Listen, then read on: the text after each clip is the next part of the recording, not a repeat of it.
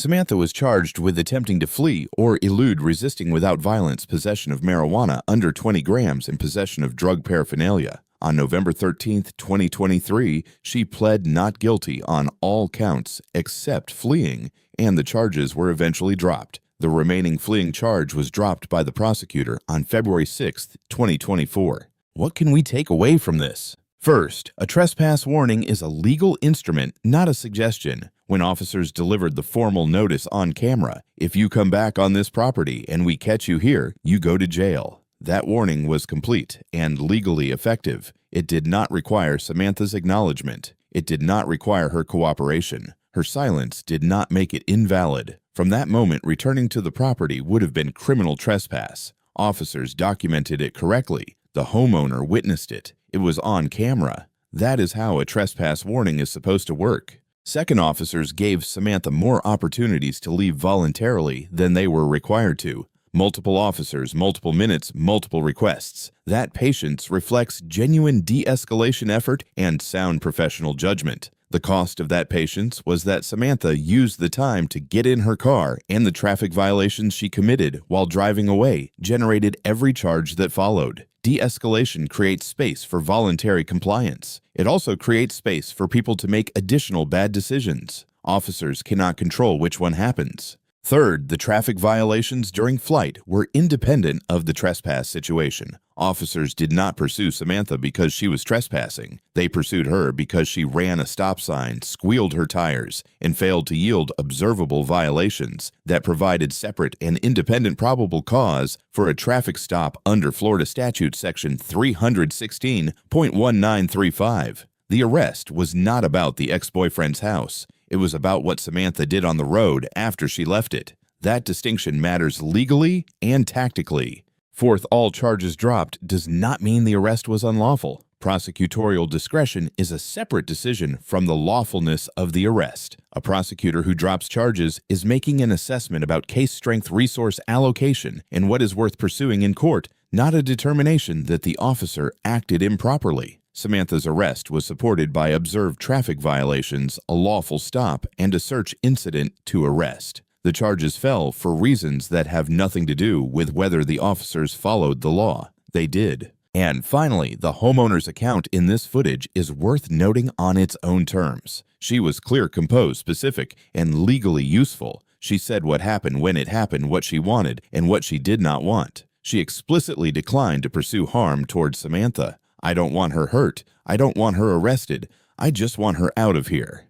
She asked for a report. She identified Samantha by name when asked. That is what a cooperative civilian witness looks like, and it is the reason officers had everything they needed to deliver a lawful trespass warning within the first 4 minutes of arrival.